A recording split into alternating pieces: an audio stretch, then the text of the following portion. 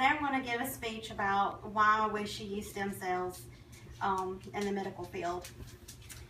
Imagine if you or someone that you were close to was in an accident, and as a result, they were paralyzed and could no longer walk. But one day they were told that a stem cell transplant could give life back to their legs. How would you react?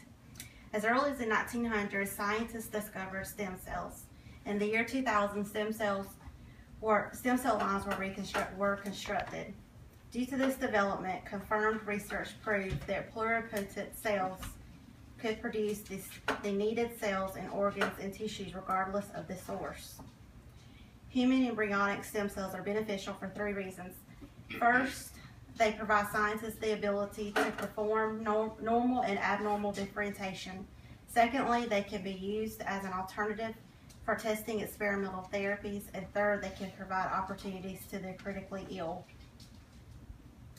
There are 2 types of stem cells. The first type is somatic, or the adult stem cell. And those are cells that are found within specialized cells but do not have a specialized cell type. For example, the heart, the liver, and the muscles.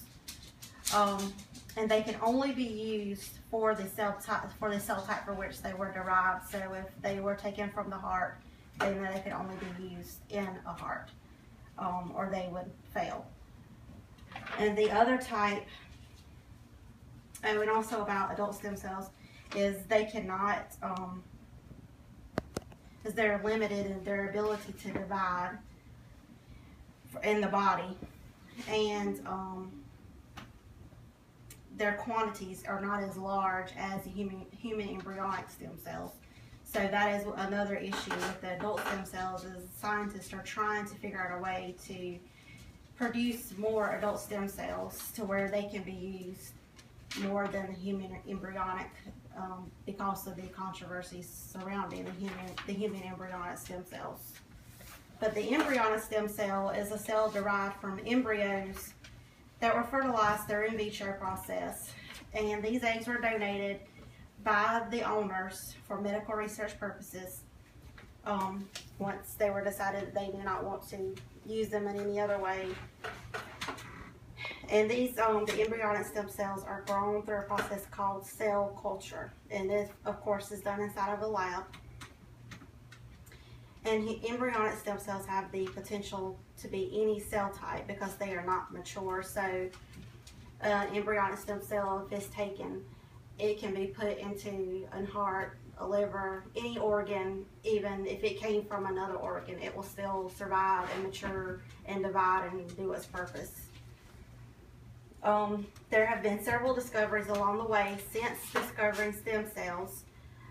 First is the human cord blood stem cells, which is, of course, the umbilical cord blood that is attached to the mom and the baby from the placenta. And it contains rare cells known as hematopoietic cells. These cells make every type of cell found in blood. And then in the 90s, the cloning of Dolly the sheep, that was something that was done through stem cells. And then also your bone marrow transplants are from stem cells, and they have created significant breakthroughs in treating leukemia. Supporting evidence along the way where people have received stem cell transplants for other reasons other than I just listed. One, you have a 2-year-old child. His name is Caden Ledbetter. He was diagnosed with neuroblastoma, which is a cancer in the brain. And after chemo eliminated his cancer cells, of course, his immune system was compromised. And of course, due to his immune system being compromised, his body was weak, and he was subjected to further sicknesses. So stem cells were transplanted, and the cells grew in his body, and his immune system rebuilt itself due to the stem cells. And then you have another individual, a 38-year-old Derek Fidka. He was paralyzed chest down after a brutal knife attack. And in 2012, he received a stem cell transplant. And due to that, he now has feeling in his chest, his pelvic area, and even in his legs. And after months long of rehab and physical therapy, he can now walk with braces most of the time, but when he is weak, he can walk with a walker. Of course, he still has a long ways to go, but he's proven that they can potentially give life back to somebody's legs. Like I said, stem cells were first discovered in the early 1900s, but due to technology not being where it is today, back then, research could not be conducted. But nonetheless, today we do have the technology, so why waste it? Imagine how many lives could have been impacted had the technology been available 100 years ago.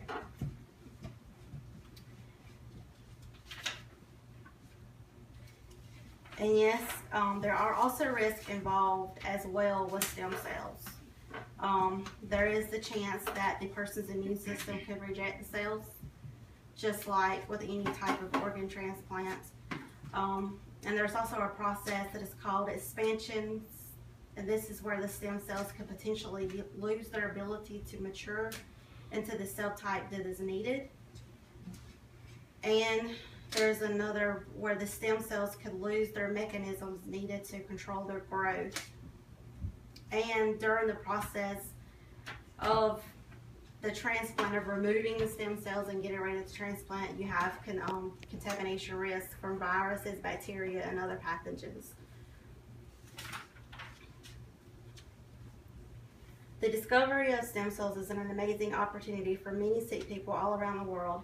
However, it does stir up a lot of controversy. A lot of people consider it to be playing God to save someone's life that way. And a lot of people are also concerned with the possibility of designer babies in the future. But this is an idea that should open up our minds, and we should embrace the medical advancements, because these advances could change life as we know it and further many lives of many people for a long time.